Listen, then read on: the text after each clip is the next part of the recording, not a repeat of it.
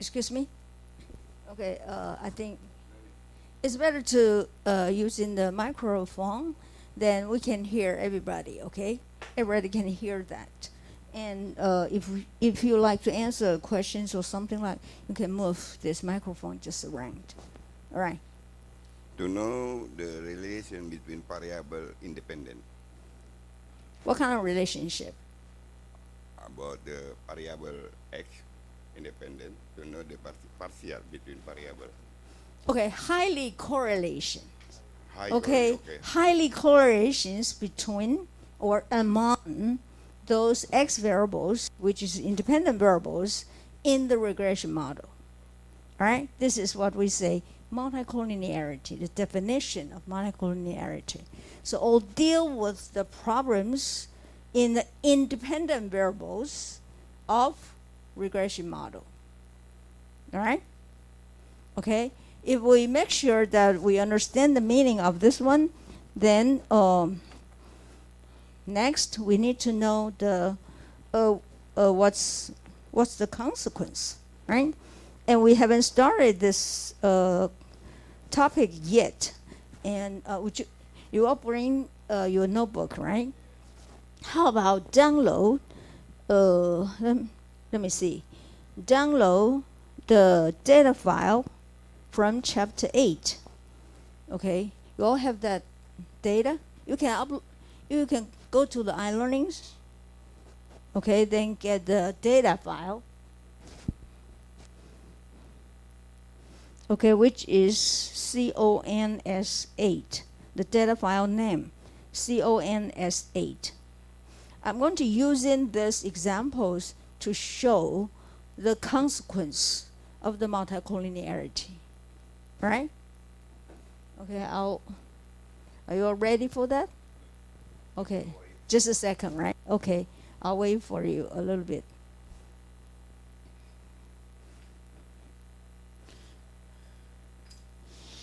And I'm sorry, we need to use e-views. You all have e-views? Okay. Uh, huh?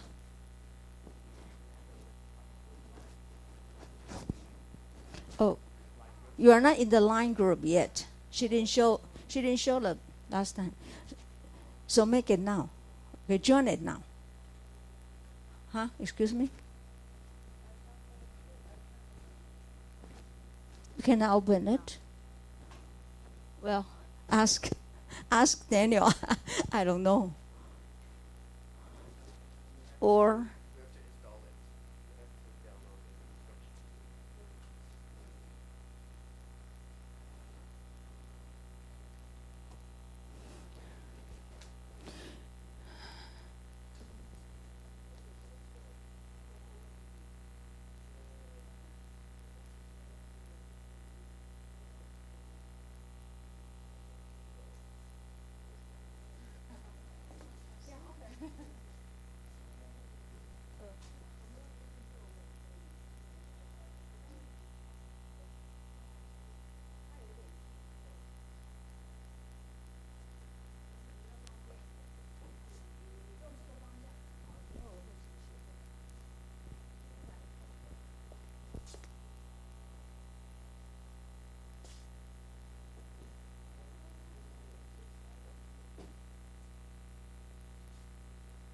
probably, let's make PhD students in this side, then master students in that side. Okay? Okay. Maybe that'll be better. Okay? Because we may have different problems.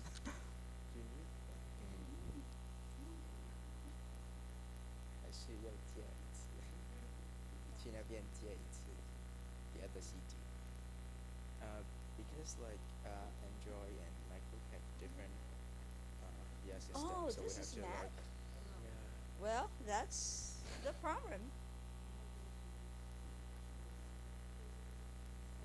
Well, okay, just you can use Gradle today, just for today, okay? Then later on, you need to try to find out how to install that in Mac. You can go to the first floor, the business information center, and looking for the staff, then she will help you to install it. I don't think there's any problems with it. Okay? All right?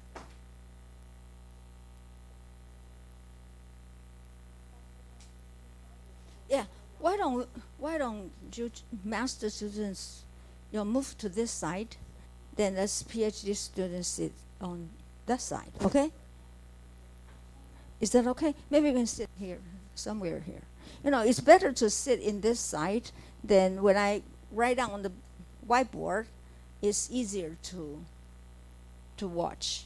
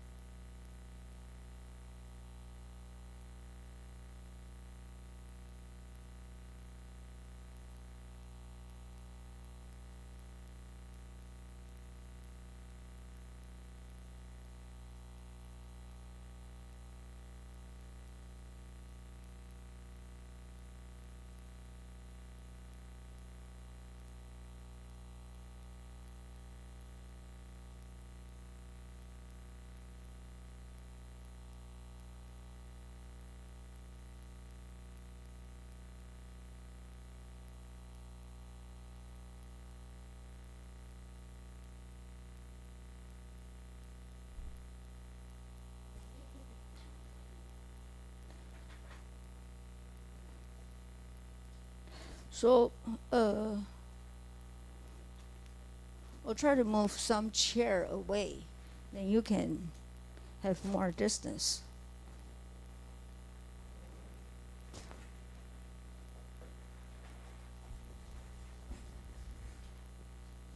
All right? So download CONS8 data file. You all get it? Yeah, this one. So download it and go to chapter 8. The data set is CONS8, please.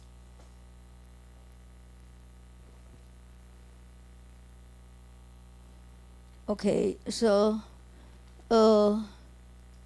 let me also do it. Let me see, where is mine? Do I have reviews? Huh? Okay, I'll try to.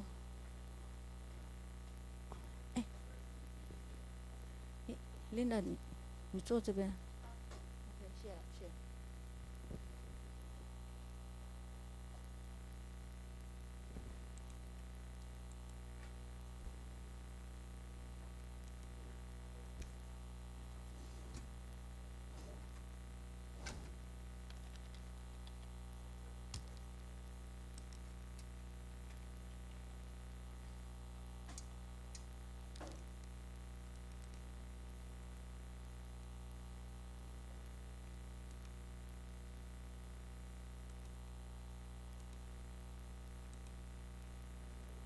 Okay, this is the data set. Okay, in the iLearnings. So I'll just download it. Okay.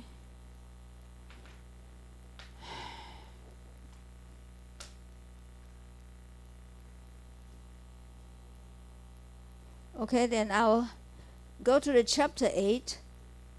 Then you can just go directly to eViews if you still already have eViews. Otherwise, you need to download this Excel file. Okay, so if you have eViews, just go into the eViews. Did you see this one? CONS8. Okay, CONS8. Okay, then enter it. So I already have this file. If you don't have it, okay, if you don't have it, you need to download Excel file first. Then get the file. Okay, so for example, if some of you are still working on the Gradles, okay, you can try to, so let me put it this way, okay? I'll show you how to do it. you have the Excel. If you don't have eViews, then you have Excel. Then I have this CONS 8. Okay? So I'll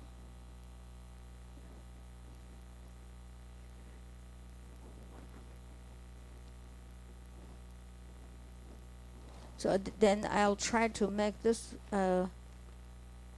save it on my desktop.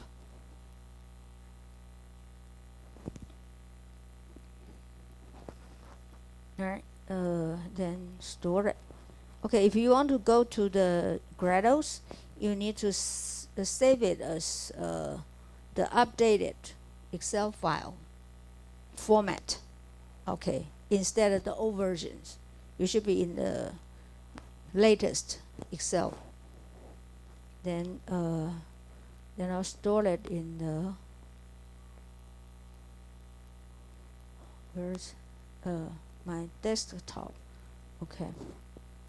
All right. So let me get out of here. Okay, if I have this one, and if I'm using Gradles, okay. By the way, if you like to know how to do the Gradles, okay, you can. It's very convenient to use Gradle. This is Universal's file packages, exactly as the eViews, and powerful, and it's free. Okay. So if you use Gradles, you can just drive this one in. Okay, then start it. Then no, then you will have Gradles. All right. Okay. Yes. Really exactly the same as the eViews. Okay, but you have to download it first by yourself. Go to the Gradle for Windows. Okay, I'll show you later on. Okay, since last semesters, all the master students working with the Gradles, so they're all familiar with this system. Okay, but I know that all these PhD students, you didn't use this one. Okay.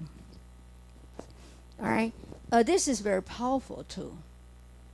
Okay. All right. So let me just use eViews. Maybe I need use both right today, but starting from next week, you should all have eViews. Okay. All right. Okay. Then where is my? Okay, this is my. All right, and for the eViews, how do I run the regression model? Okay, so you all have this data file now up to this stage. You all have that?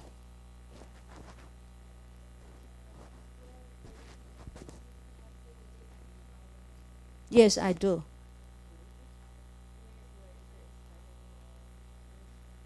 Okay. You have to come to the class. Where is your class? Okay, then let's see. 开始上课.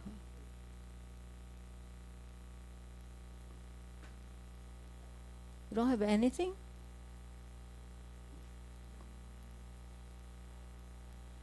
If you go to the iLearnings, do you have data file? Then how come you didn't have it?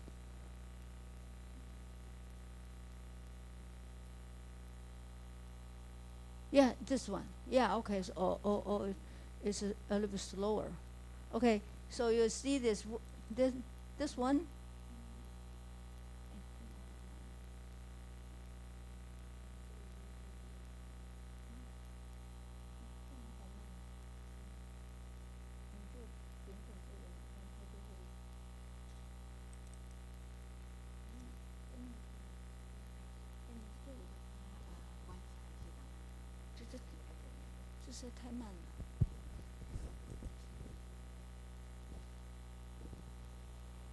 Okay, the way to run the regression model using eViews, Okay, after you have this is called work file, means the data set. Okay, the data set, and those variables. Okay, for example, we have the first one C. Okay, C means constant. Just just forget about it. Okay, and actually the variables, we have three variables. One is we started with CO, LA, then YD. Did you CO, LA, and YD? Okay, then what is the RESID? This is called residual. Okay, so C means constant. This is called residual. You don't have to worry about C and residuals. Just look at this. Pay attention to these variables. Okay, so for this example, what is our Y variables? According to the example from our textbook, okay, on page 247. Okay, this example is talking about the consumption. Okay, the annual consumption expenditures of the students on the items other than tuition and room and board. Means other than tuition, room, and board, the rest of the annual consumption expenditures is put on CO. The definition is that. Since everybody go to the live in the dorm, so the tuition, room, and board, the expenses is quite similar. Okay, so we don't worry about those similar expenditures. Just go beyond those expenditures. Is what we have. Is what we the definition of CO. Then what are the two X variables? One is called YD. Y is annual disposal income. And LA. LA is liquid assets. What's the difference between annual disposal income and liquid assets? Huh? Oh, I'm on page 247.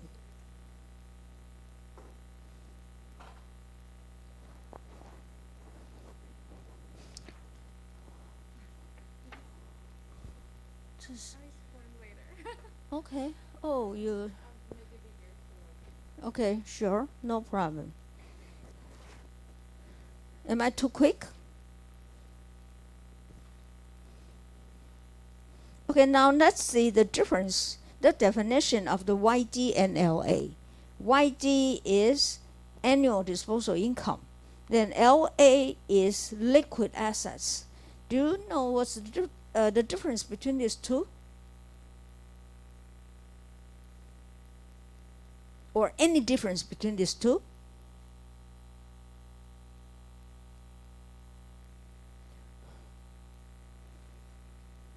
YD is annual disposal income.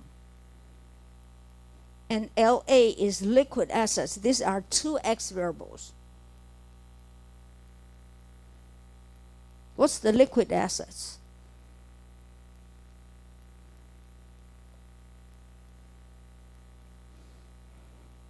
We need to ask the students from accounting, right?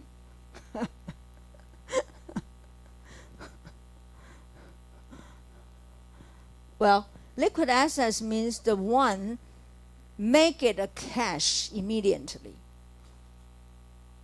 You can transfer, exchange to cash very quickly.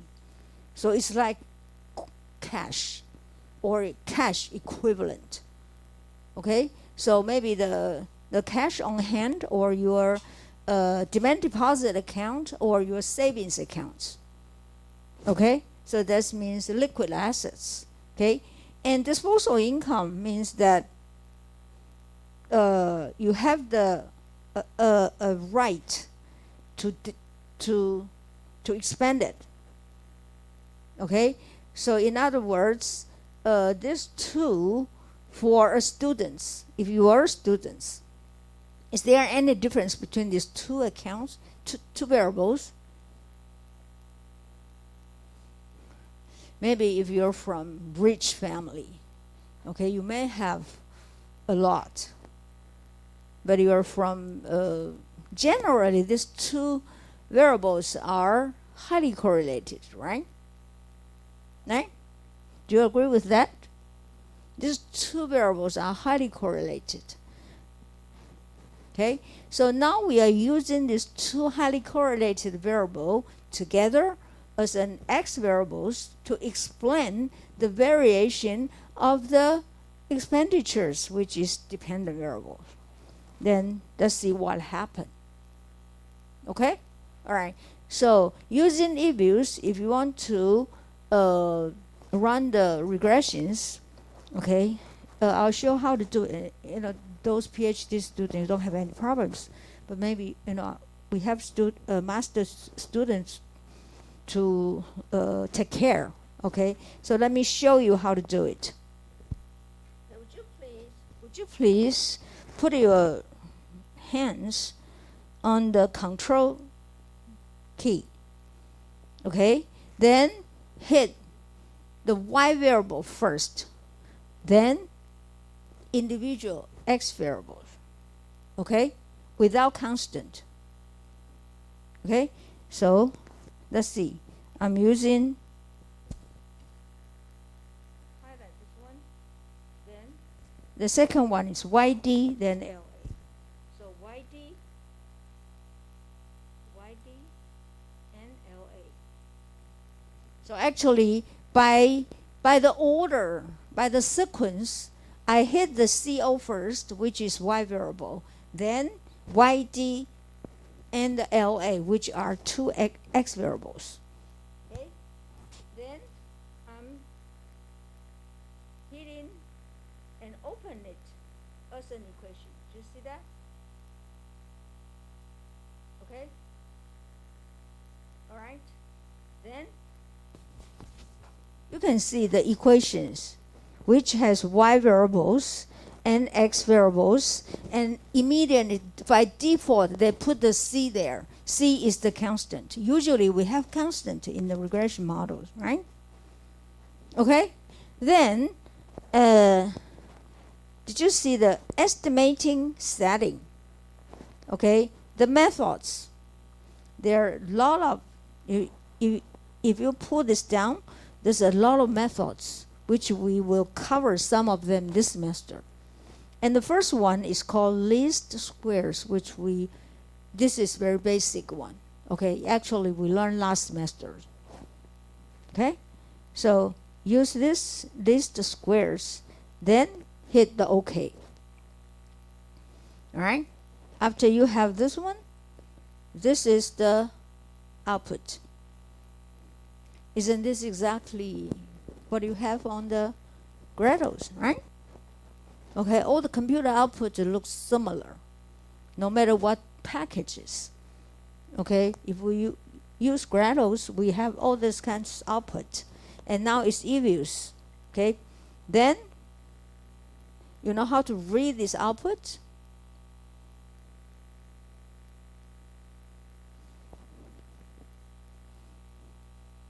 Okay, if I want to do the hypothesis testing, okay, actually, before we do the estimation, we need to know the hypothesized sign of x variables to the y variable, right?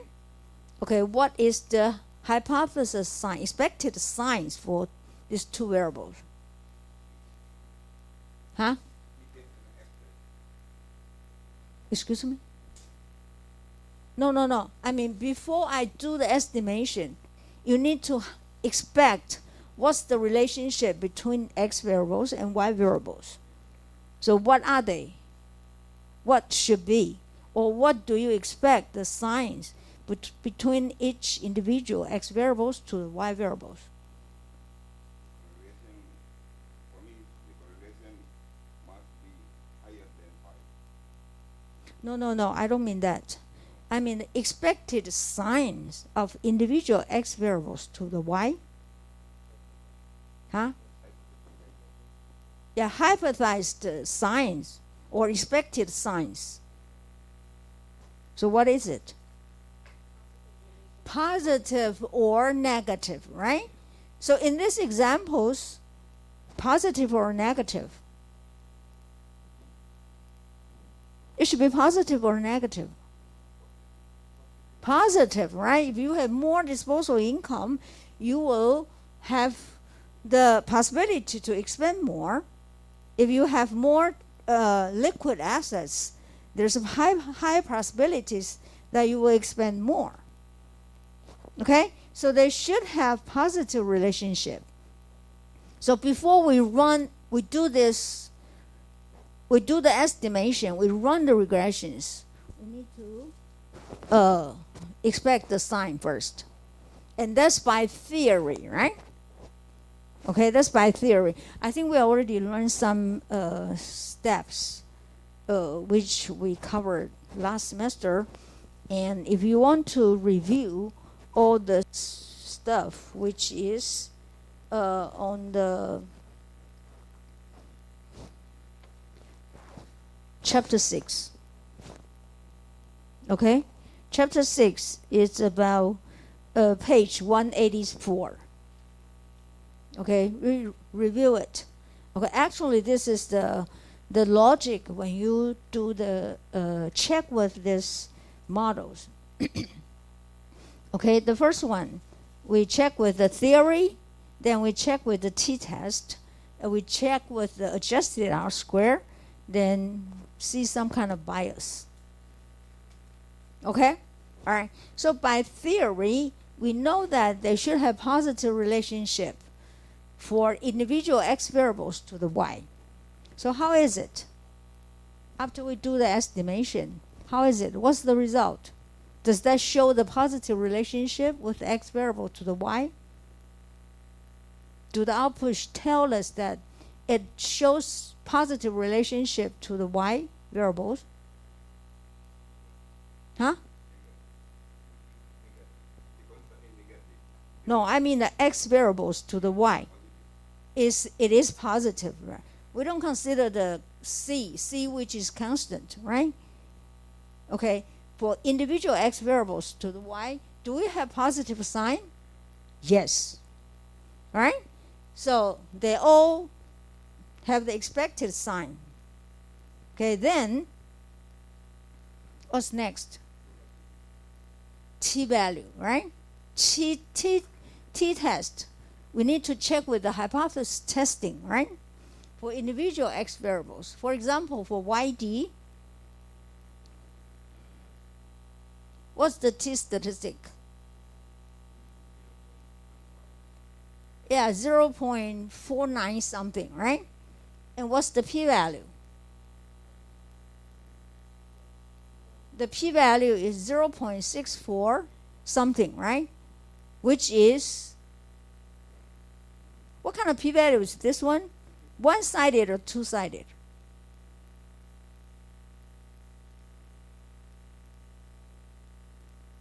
If we have expected sign, we need to check with the one-sided p-value, right? Do you tell me, anybody tell me that this probability means p-value is two-sided or one-sided? From the output is always two-sided. From the output is always two-sided. So if you want to get one-sided, how do you do that?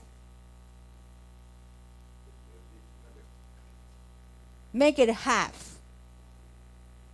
Make it half. So the p-value actually for YD is 0.34 something, 32 something. Okay? All right? Any questions about that?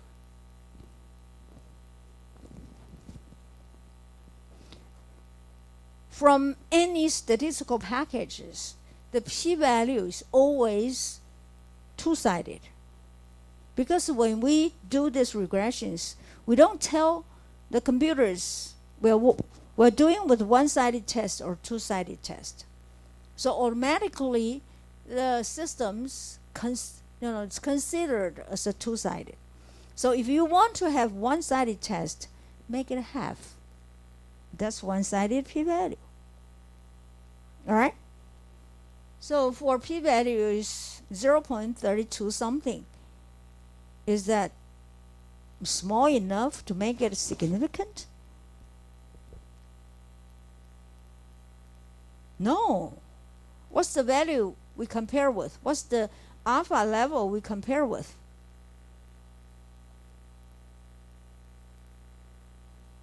At most 10%, right? So 0.1. But now we have 0.32 something. So which is much, much bigger than 0.1. Okay? So it is not significant. Okay? How about the second one, LA? Same. You know, the probability is 0.67, so make it a half is 0.34 something. Okay?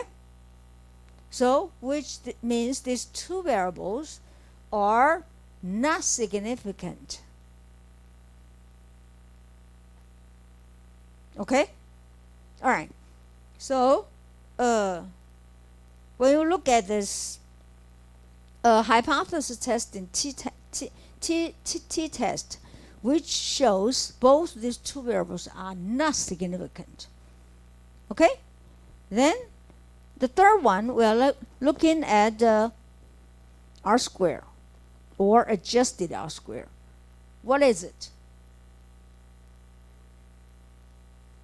Adjusted R square is 0.835. R square is 0.89, right? Okay? How is this determination, a coefficient of determination? Is this good or bad? It's pretty good, right? What's the range of the coefficient of determination?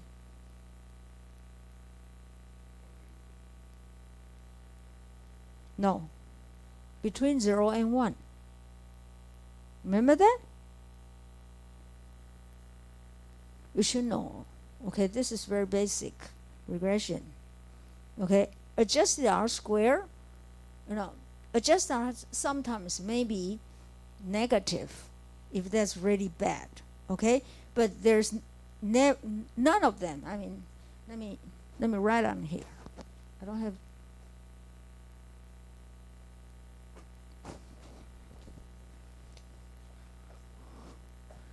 Coefficient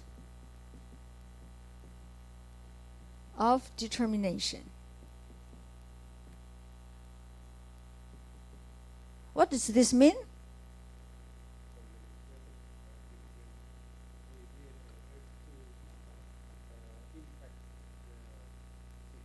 Yeah. So this is what we say that the degree, okay, or the proportion, okay, of the y variables can be explained by the x variables in the regression model. All right? Usually we're using R square or adjusted R square. Both of them is smaller than 1. And R square is really bounded between 0 and 1. But adjusted R square, if the model is really poor, this one can be negative, smaller negative. Okay? And these two variables are called, in our books, adjusted R square using the definition, the notation like this one. And this is the normal R square. Okay? So this one, coefficient of determination, is measure the proportion of variation of y can be explained by the x variables in the model. So the higher the better. Now, but actually, if in different discipline, I mean, if in science, maybe you can have this R squares pretty high because they are working in the lab. Everything can be controlled. However, we are in social science. Okay, in business is in social science. Okay, usually R square is not that high. All right, yes. How we can know about different coefficient of determination and explain the F test. Okay, okay. This is related to the F test. F test is talking about the whole model, the fitness of the whole model. Right? The fitness of the whole model. We're using F test, and F test is related to the R squared too. Okay, this is very good questions. Okay, coefficients, measure the proportion of y variables, the variation, the proportion of the y variables, the proportion of the variation of the y variables can be explained by the x variables. Okay, so the higher means all these x variables is better or is good to explain the variation of the y variable. In other words, this model is fit, is good, right? So they're all related. So let's see this adjusted R square, which is 0.835. Okay, if we want to see the fitness of the model, where do we see? Where is the information? Here. Did you see this F statistic? Okay, we have the F statistic, and what's the p-value of the F statistic? Is here. Did you see this? Probability of F statistics. Okay, so if we are looking at the models, okay, we're using F test. Actually, do you know what's the hypothesis? What's the null and alternative hypothesis for the F test?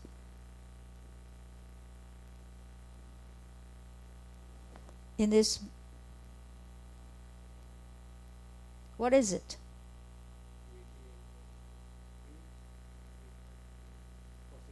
Yeah, how to express it in null and alternative hypothesis?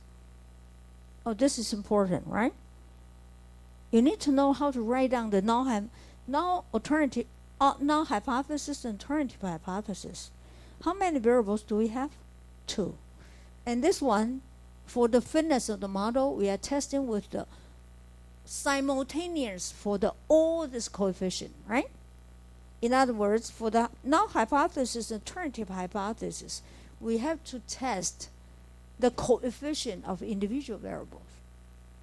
So for example, this is beta 1 equal to beta 1 equal to beta 2 equal to 0. Then how about alternative?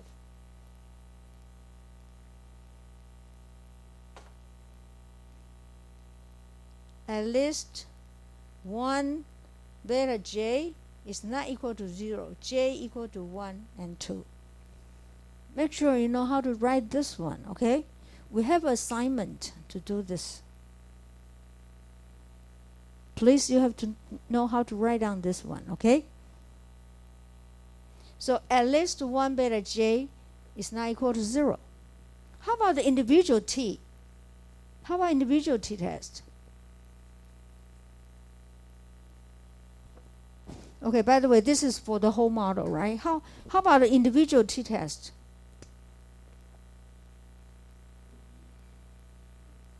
So we need to do that individually of the beta test, right? So now hypothesis and alternative hypothesis. And actually we have the directions, right?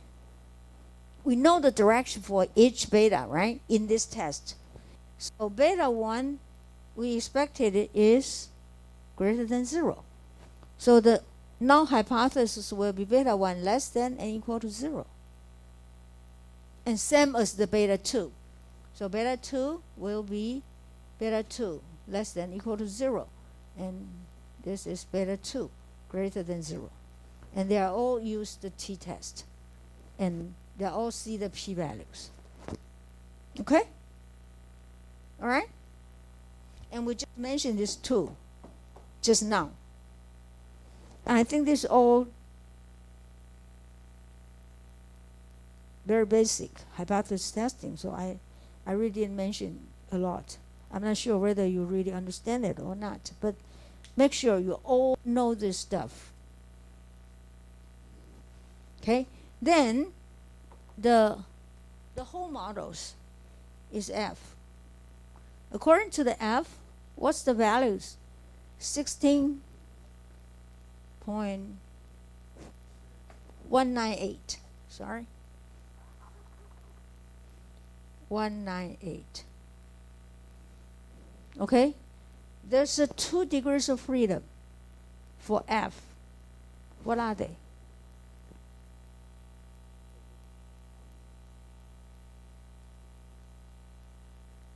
No, actually, I need to write down the degrees of freedom, which is 16.196.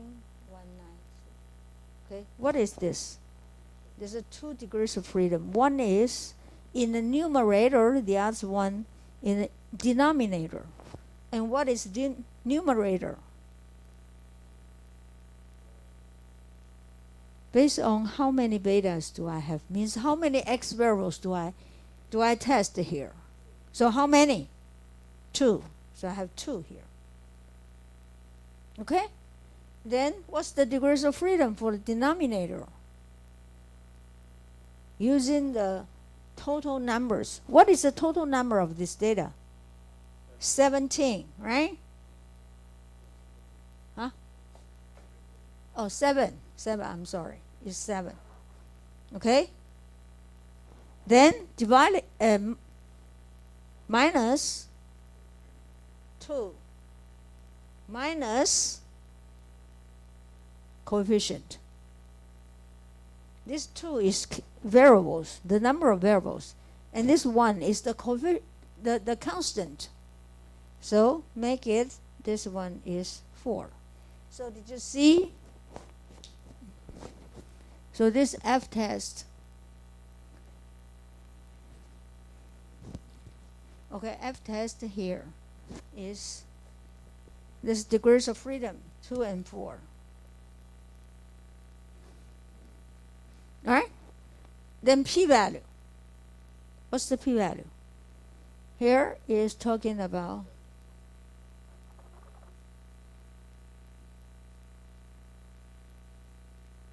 okay.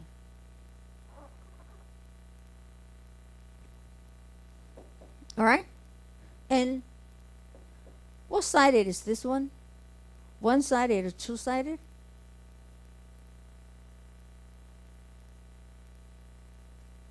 If I have this null hypothesis and alternative hypothesis, this one is one-sided, right? How about this one?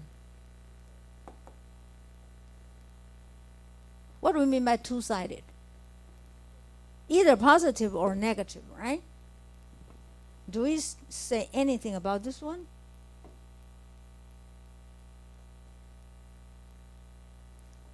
This is called multiple-sided. So whatever multiple-sided, we always look at one-sided. And actually the F distribution, if you check with the table provided the one side which is right tail test from the F distributions.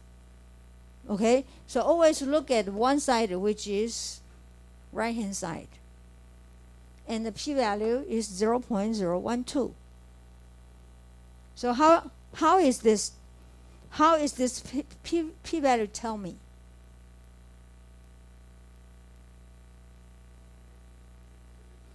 Is this significant? Yes. Now compare with, this is more than 0.05 and 0.10, right? Right? So the model is significant.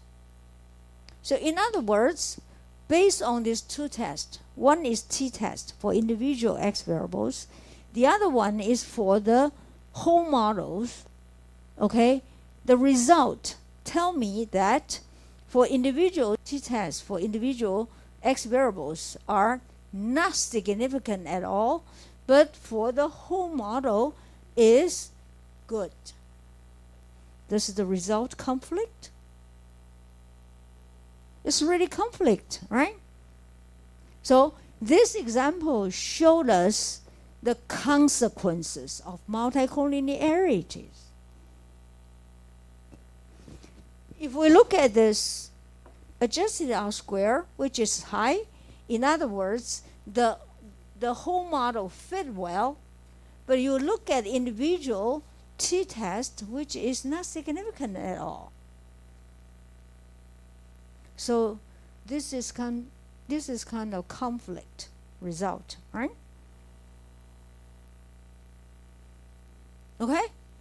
So if you all see, using these examples, okay, if you all see this conflict result, let's come back to our textbook and see the on page 244, section 8.2, the consequences of multicollinearity.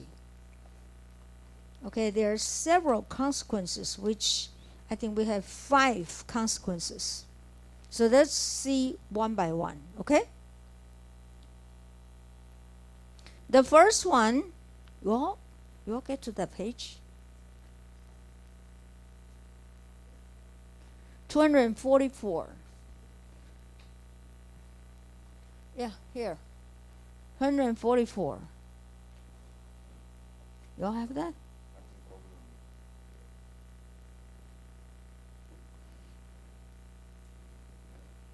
You all have this e-books? How about you? Yeah, the consequences, right? Okay. Maybe you can share that. Okay, you all have that? Do you have this one? Okay. Okay, let me see. Okay, the first one is the estimate will remain unbiased. Means, what do we mean by unbiased? This means that although we have the problem with multicollinearity, but by using OLS, the coefficient we estimate is still reliable. When we say unbiased, it doesn't mean it's correct. It's just unbiased. Okay? Look at this. Look at this figure on 8.3. I think this one, maybe help you because this is related to the second point, the variance and the standard error of the estimate will increase. This relates to these parts. And this one will also somewhat explain itself for the first one. Okay? The unbiased means that the true value of the beta is still the beta. Okay? But if the variance is bigger, although, when we say the variance bigger, it means they easily changed. The estimate is easily changed. It's not stable because the variance is bigger. Although it's not stable, but it's still, the expected value of the beta hat is still beta. Okay? So that means unbiased. So in other words, if we do this, if we have multiple multicollinearity problems, the estimates is still unbiased, means you can still trust it because this may be the best one you can have it. The best estimate you can have it, although it may not really correct. All right? Okay? So the estimates remains unbiased. And the next one, means the variance and the standard error of the estimate will increase. Okay? If I want to see that, how do I know this standard error from YDOLA is big or smaller? Okay? Then I need to run, since this is multicollinearity, means these two variables highly correlations. Okay? So in other words, in highly correlations, it means that they provide the pretty overlap information for individual x variables to the y, right? Since the information is overlap, we may not need both two variables. Okay? We may need just only one variable. Okay? So I'm trying to running the simple linear regression, which, since this is just only two variables, so I drop either one of them and make it a simple relationship. So it's a simple linear regression. So let me also run individual simple regressions with every one of the x variables, and you will see the difference. Okay? All right, so let me try to run this one. So, well,